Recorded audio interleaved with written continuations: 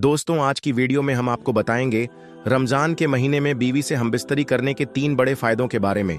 लेकिन ये फायदे बताने से पहले यह वसवसे बिल्कुल क्लियर कर देना चाहता हूं। और यह वसवसा ये है कि हमारे मुआशरे के अंदर यह सवाल जहन में हमेशा रहता है कि रमजान शरीफ के महीने में बीवी से हमबिस्तरी करना कैसा है। कुछ के ख्याल में यह है कि ऐसा करना हराम है, और कुछ यह ख्याल करते हैं कि यह गुनाह है, और कुछ कहते हैं कि यह गलत है। लेकिन मैं हदीस पाक की रोशनी में आपको बता दूं कि यह जायज है, और मनाई इस शर्त के साथ है कि आप रोजे की हालत में हो। अल्लाह के नबी हजरत मोहम्मद सल्लल्लाहु अलैहि वसल्लम ने इरशाद फरमाया कि रोजे की हालत में अपनी बीवी से जिमा ना करो, उससे रोजा टूट जाएगा, बल्कि उसको सख्त गुनाह भी होगा। जिस तरह से खाने पीने से रोका जाता है, उसी तरह बीवी की ख्वाहिश से परहेज किया जाए तो यह मना है। लेकिन रात के हिस्से में बीवी से मुलाकात कर सकता है, और अगर दिन में किसी मजबूरी की वजह से रोजा ना रख सके तो दिन के हिस्से में भी बीवी से जिमा कर सकता है। लेकिन याद रहे कि आप रोजे से ना हो, लेकिन रोजे की हालत में बिल्कुल मना है। अब आपको बता दें, रोजे के महीने में बीवी से हमबिस्तरी करने के 3 बड़े फायदे।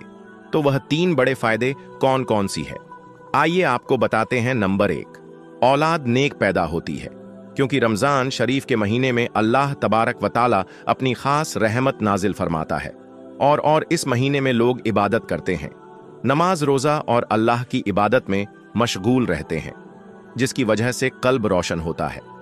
कल्ब में एक नई ताजगी, ईमान में एक नई हरारत बेदार होती है, जिसकी वजह से मर्द और औरत के मणि यानी जिसमें अल्लाह तबारक व ताला एक इंसान का वजूद जाहिर करता है, तो उस मणि में भी निखार पैदा कर देती है। देखिए, अल्लाह वाले और अल्लाह के वली को जिनके औलादे भी नेक पैदा हुआ करती हैं, तो उसकी वजह सिर्फ और सिर्फ इतनी है कि यह इबादत करते हैं, जिसकी वजह से उनका कल्ब तो रोशन होता ही है और उनका ईमान भी एकदम नूरानी होता है। उसके अलावा अल्लाह तबारक व ताला उसके मनी भी निखार देता है, जिसके जरिए होने वाली औलाद नेक पैदा होती है, उसमें नेक तासुआत पैदा फरमा देते हैं। तो इबादत के जरिए से उस मखसूस पुरी के महीने में हमबिस्तरी करने से यानी कि जिमा करने से शैतान की शरारत से मियाँ बीवी महफूज रहते हैं। अब इसका खुलासा यह है कि रमजान के अलावा और दिनों में शैतान मियाँ बीवी के कमरे में दाखिल हो जाता है। जहां मियाँ बीवी अपनी ख्वाहिश को पूरा कर रहे होते हैं, वहां वह दाखिल होते हैं और अपनी तासु रात बीवी के शिकन में यानी पेट में दाखिल कर देता है और अपनी शरारत करता है, जिसकी वजह से शैतानी शरारतों वाली औलाद पैदा होती है। अब आप सोच रहे होंगे कि ऐसा कैसे हो सकता है, तो मैं आपको बता दूं कि अल्लाह के महबूब और हमारे प्यारे नबी हजरत मोहम्मद सल्लल्लाहु अलैहि वसल्लम ने इरशाद फरमाया कि शैतान तुम्हारा खुला दुश्मन है। जब बच्चा पैदा होता है तब शैतान आ जाता है बच्चे को परेशान करने के लिए और उसके साथ शरारतें करता है। बच्चा काफी परेशान रहता है, तो इसलिए बच्चे की पैदाइश पर अजान पड़ी जाए ताकि बच्चे को राहत मिले और शैतान भाग जाए। अल्लाह के नबी सल्लल्लाहु अलैहि वसल्लम ने इरशाद फरमाया, अजान पढ़ने पर शैतान काफी हद तक काफी मील दूर तक भाग जाता है, इसलिए अजान पढ़े। अजान पढ़ने में देरी ना की जाए, जैसे ही बच्चे की पैदाइश हो तो उस वक्त अजान पढ़ दिया करें। अल्लाह के नबी सल्लल्लाहु अलैहि वसल्लम ने इरशाद फरमाया कि जब मौत का वक्त करीब आ जाता है तब भी शैतान अपनी शरारत से बाज नहीं आता, और शैतान वहां भी आ जाता है और उसको परेशान करता है ताकि उसकी जबान से कुछ का कुछ ना निकले और कलमा ए तैयबा जबान से ना निकल सके। इसलिए वहां पर जो मौजूद लोग होते हैं तो वो कलमा शरीफ को जोर जोर से पढ़ते हैं ताकि मरने वाले को कलमा याद आ जाए और वह भी कलमा पढ़ ले। और जब उसका इंतकाल हो जाता है तब भी शैतान उसका पीछा नहीं छोड़ता। कब्र में भी आ जाता है, जिसको बहका के लिए परेशान करने के लिए शरारतें करता है ताकि यह सवालों के सही सही जवाब ना दे सके। तो अल्लाह के रसूल सल्लल्लाहु अलैहि वसल्लम ने इरशाद फरमाया कि अजान से शैतान काफी हद तक दूर भाग जाता है, जिसकी वजह से कब्र में अजान दी जाती है और मुर्दे को काफी राहत मिलती है। और जब मियाँ बीवी मुलाकात करते हैं यानी खुसूसी मुलाकात करते हैं, तो उस दौरान भी शैतान अपनी शरारतों से बाज नहीं आता और वह आ जाता है और आकर परेशान करता है और अपने तासुआत अंदर दाखिल करने की पूरी कोशिश करता है। उससे बचने के लिए भी अल्लाह के रसूल सल्लल्लाहु अलैहि वसल्लम ने दुआ बताई कि मियाँ बीवी जब सोहबत के लिए जाए तो यह दुआ जरूर पढ़े। और वह दुआ इस तरह से है, बिस्मिल्लाहि अल्लाहुम्मा जन्नेबि शैतान व जन्नेबि शैतान मा रजक्तना। और इसका तर्जुमा कुछ इस तरह से है कि अल्लाह के नाम से शुरू करता हूं, ऐ अल्लाह हमको शैतान से बचा और जो औलाद तू हमें दे उससे शैतान को दूर रख। दोस्तों, इस बात का खुलासा यह है कि शैतान रमजान के अलावा दिनों में मियाँ बीवी के दरमियान हाइल हो जाता है और अपनी तासुआत छोड़ने की कोशिश करता है। उससे बचने के लिए हर इंसान को यह दुआ पढ़नी चाहिए। और रमजान के महीने में बीवी से हमबिस्तरी करने से नेक औलाद पैदा होने की उम्मीद बढ़ जाती है, क्योंकि अल्लाह के प्यारे नबी हजरत मोहम्मद सल्लल्लाहु अलैहि वसल्लम ने इरशाद फरमाया कि रमजान के महीने में शैतान को जंजीरों में जकड़ दिया जाता है। नंबर 3, रमजान शरीफ के महीने में जिमा करने से 70 गुना सवाब अता किया जाता है, क्योंकि अल्लाह के प्यारे नबी सल्लल्लाहु अलैहि वसल्लम ने इरशाद फरमाया कि रमजान के महीने में जब कोई नेकी की जाती है या बुराई की जाती है तो दोनों का बदला 70 गुना बढ़ा दिया जाता है। और जिमा करना सवाब है, क्योंकि अल्लाह के नबी सल्लल्लाहु अलैहि वसल्लम ने इरशाद फरमाया कि रमजान के महीने में बीवी से हमबिस्तरी करने का सवाब दिया जाता है। यह बहुत जुर्रत की बात है, लेकिन एक बार सहाबा इराम ने अर्ज किया, या रसूल अल्लाह, मियाँ बीवी मुलाकात करें तो क्या उनको भी सवाब दिया जाता है? तो आप सल्लल्लाहु अलैहि वसल्लम ने फरमाया, जी हाँ, अगर वह जिना करें तो क्या उनको अजाब नहीं दिया जाता? और वैसे भी वह बीवी के हक अदा करता है, इसलिए अपनी बीवी से जिमा करने से अल्लाह तबारक व ताला सवाब देता है। और जब रमजान के महीने में जिमा किया जाए तो 70 गुना ज्यादा सवाब अता किया जाता है। दोस्तों, रमजान के महीने में बीवी से जिमा करें, लेकिन ख्याल रहे कि रोजे की हालत में नहीं, वरना सख्त से सख्त अजाब दिया जाएगा, जिससे रोजा भी टूट जाएगा। और यह कथन मना है, कत तौर पर गलत है इसका। आप खुसूसी तौर पर ख्याल रखें और जो 2 बातें आपको बताई गई हैं उनका खुसूसी तौर पर ख्याल रखें, क्योंकि कौन ऐसा होगा जिसको नेक औलाद की ख्वाहिश नहीं होगी। तो अब हम आपको 10 ऐसी औरतों के बारे में बताने वाले हैं जो अगर रमजान के इस महीने में रोजा ना रखे तो उनको कोई भी गुनाह नहीं होगा। यानी कि इन 10 किस्म की औरतों को रमजान के महीने में रोजा ना रखने की छूट है। इसलिए आज का हमारा यह वीडियो आप सभी के लिए बहुत खास है। अगर आप इन 10 औरतों के बारे में जानना चाहते हो तो आप हमारे इस वीडियो को आखिर तक जरूर देखें और मेहरबानी करके इसे शेयर भी कर दें, ताकि रमजान के इस महीने में यह वीडियो हमारी और भी इस्लामिक माँ बहनों के पास में पहुंच जाए। तो चलिए दोस्तों, शुरू करते हैं। दोस्तों, सबसे पहले तो याद रखें कि रोजे की फर्जत की 3 शर्तें हैं। इस्लाम, बालिग और होशो हवास और आकिल। यानी कि बालिग होना, इसका मतलब यह है कि हर वो मुसलमान मर्द और औरत जो बालिग हो और अपने होशो हवास में हो, यानी कि जो पागल और दीवाना ना हो, ऐसे तमाम मुसलमान मर्द और औरतों पर रमजान के रोजे फर्ज है। यानी कि उनके लिए रमजान के महीने के पूरे रोजे रखने जरूरी हैं, और जो कोई इनकी फर्जत का इनकार करता है तो वह काफिर है। और बिना वजह रोजा छोड़ने वाला मर्द हो या औरत सख्त गुनाहगार भी होगा। लेकिन क्या आप जानते हो कि इनमें से 10 औरतें ऐसी भी हैं जिनको रमजान के इस महीने में रोजा ना रखने की छूट है? यानी कि अगर यहाँ 10 किस्म की औरतें रमजान के महीने में रोजे ना रखें तो इनको कोई भी गुनाह नहीं होगा। मतलब कि यह 10 औरतें रमजान के महीने में रोजे छोड़ सकती हैं। नंबर 1, हामिया औरत यानी कि प्रेग्नेंट औरत। दोस्तों, सबसे पहली औरत तो है हामिया औरत यानी कि प्रेग्नेंट औरत। मतलब कि जिस औरत के पेट में बच्चा हो, जो प्रेग्नेंट हो। अगर ऐसी हामिया औरत को या फिर उसके पेट में पड़ रहे बच्चे को रोजा रखने की वजह से कोई खतरा होने का अंदेशा हो, तो फिर ऐसी हामिया औरत रमजान के महीने में रोजे छोड़ सकती है। ऐसी औरत को कोई भी गुनाह नहीं होगा। यानी कि ऐसी हामिया औरतों को रोजा ना रखने की छूट है। लेकिन याद रखें कि ऐसी हामिया औरतें जो अपनी प्रेगनेंसी की वजह से रमजान के महीने में रोजा छोड़ देती हैं, तो ऐसी औरतों को चाहिए कि वो अपने छोड़े हुए इन रोजों को बाद में रखें। यानी कि जब ऐसी औरतों की सेहत तंदुरुस्त हो जाए तो फिर ऐसी औरतों को छोड़े हुए रोजों को कज़ा करना जरूरी होगा। नंबर 2, बीमार औरत।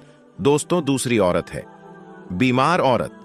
यानी कि ऐसी औरत जो सख्त बीमार हो या जिसको कोई बड़ी बीमारी हो, ऐसी औरत को भी रमजान के महीने में रोजा ना रखने की छूट है।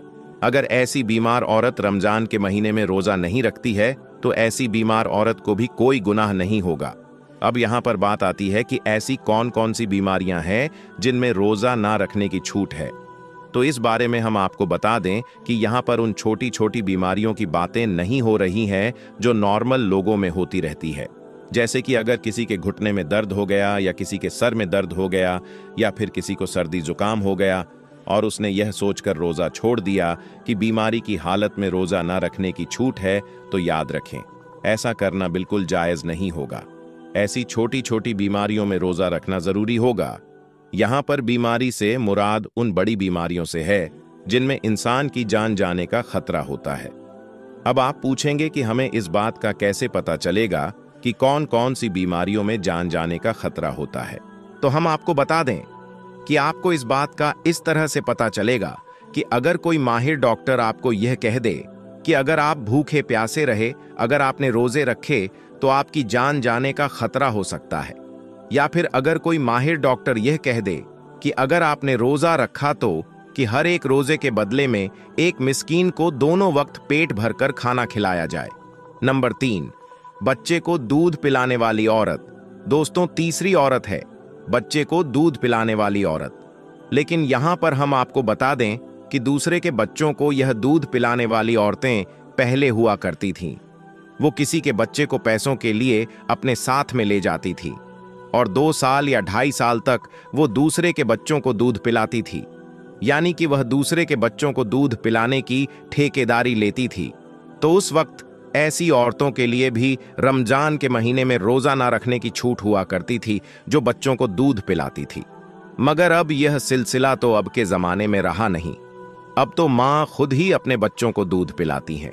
इसलिए अब ऐसी औरतें जो अपने बच्चों को दूध पिलाती हैं, ऐसी औरतों को अगर कोई माही डॉक्टर यह कह दे कि अगर उसने रोजा रखा तो इससे उसके बच्चे को कोई नुकसान हो सकता है, तो फिर ऐसी औरतों के लिए रमजान के महीने में रोजा ना रखने की छूट है। ऐसी औरतें फिर रमजान के महीने में रोजा छोड़ सकती हैं। ऐसी औरतों को भी कोई गुनाह नहीं होगा, लेकिन ऐसी औरतें भी इस बात को याद रखें कि वह अपने छोड़े हुए रोजों को बाद में कज़ा करें। नंबर 4, पागल औरत। दोस्तों, चौथी औरत है पागल औरत या दीवानी औरत, यानी कि जिसका दिमाग खराब हो गया हो, जो औरत अपने आपे से बाहर हो गई हो, जो बहकी बहकी बातें करती हो, जो अचानक बेहोश हो जाती हो। ऐसी औरतों के लिए भी रमजान के महीने में रोजा ना रखने की छूट है, यानी कि अगर ऐसी या दीवानी औरत भी रमजान के महीने में रोजा ना रखती है तो ऐसी औरतों को भी कोई गुनाह नहीं होगा। मगर यहां पर ऐसी औरतों के लिए भी यह हुक्म है कि बाद में जब ऐसी औरत का दिमाग ठीक हो जाए, जब वह सेहतमंद और तंदुरुस्त हो जाए, तो ऐसी औरत भी अपने छोड़े हुए रोजों को बाद में कज़ा करे। नंबर 5, हेज वाली औरत। दोस्तों, 5वीं औरत है हेज वाली औरत। याद रखें, जो औरत हेज की हालत में हो, यानी कि जिस औरत के पीरियड्स चल रहे हो, ऐसी औरत को भी रमजान के महीने में रोजा ना रखने की छूट है, बल्कि ऐसी औरत का रमजान के महीने में रोजा रखना ही हराम है। हैज वाली औरत का रोजा रखना जायज नहीं है। हैज की हालत में रोजा रखना और नमाज पढ़ना हराम और नाजायज है। अगर कोई औरत हेज की हालत में रोजा रख लेती है तो याद रखें, ऐसी औरत का रोजा कबूल ही नहीं होगा, बल्कि ऐसी औरत को अल्लाह की तरफ से सख्त अजाब होगा। इसलिए ऐसी औरत को भी चाहिए कि वो हैज की हालत में रोजा ना रखे। मगर यहां पर ऐसी औरतें भी याद रखें कि हेज की वजह से आपके जो रोजे छूट गए हैं, उन छोड़े हुए रोजों को आप बाद में कर्जा करें, यानी कि जब आप ऐसे पाक और साफ हो जाएं तो फिर आप इन छोड़े हुए रोजों को बाद में पूरा करें। नंबर 6, जिसकी जान जाने का खतरा हो। दोस्तों, छठी औरत वो है जिसकी जान को कोई खतरा बन जाए, यानी कि अगर कोई शख्स अपने हाथ में तलवार लेकर किसी औरत के पास में पहुंच जाए और कहने लग जाए कि अगर तुमने यह रोजा रखा तो मैं तुम्हारी गर्दन को उड़ा दूंगा या मैं तुम्हें जान से मार दूंगा। याद रखें, अगर इस तरह से किसी औरत की जान का खतरा हो जाए तो ऐसी सूरत में भी औरत रोजा छोड़ सकती है। यानी कि जब किसी औरत के सामने ऐसी सूरत पैदा हो जाए तो ऐसी औरत को भी रोजा ना रखने की छूट है, यानी कि ऐसी औरत के लिए भी रोजा ना रखना जायज है। लेकिन ऐसी औरतें भी याद रखें, इस वजह से औरत के जो रोजे छूट जाए वो उनको चाहिए कि वो इन छोड़े हुए रोजों को बाद में कज़ा करें, यानी कि वह इन रोजों को बाद में पूरा करें। नंबर 7, निफास वाली औरत। दोस्तों, 7वीं औरत है निफास वाली औरत, यानी कि निफास वाली औरत को भी रमजान के महीने में रोजा नाना रखने की छूट है। अब आप पूछेंगे कि निफास क्या क्या होता है, तो हम आपको बता दें कि औरत के बच्चा जनने के बाद आगे के मुकाम से जो खून निकलता है उसको निफास कहते हैं। याद रखें, अगर कोई औरत निफास की हालत में है और अगर उसने रोजा रख लिया है तो ऐसी औरत का रोजा कबूल नहीं होगा, बल्कि ऐसी औरत को अल्लाह की तरफ से सख्त अजाब होगा। इसके अलावा अगर किसी औरत ने रमजान के महीने में रोजा रख लिया और फिर उसको दिन में एहसास हुआ कि उसको हेज शुरू हो गया है या फिर उसको बच्चे की विलादत हो गई है जिसकी वजह से उसको निफास शुरू हो चुका है, तो याद रखें ऐसी औरत का वो रोजा नहीं होगा, उस रोजे को बाद में उसको कज़ा करना होगा। नंबर 8, जो औरत सफर में हो। दोस्तों, 8वीं औरत वो है जो सफर की हालत में हो, यानी कि ऐसी औरत भी रमजान में अगर रोजा ना रखे तो उसको भी कोई गुनाह नहीं होगा, यानी कि सफर की हालत में भी रोजा ना रखने की छूट है।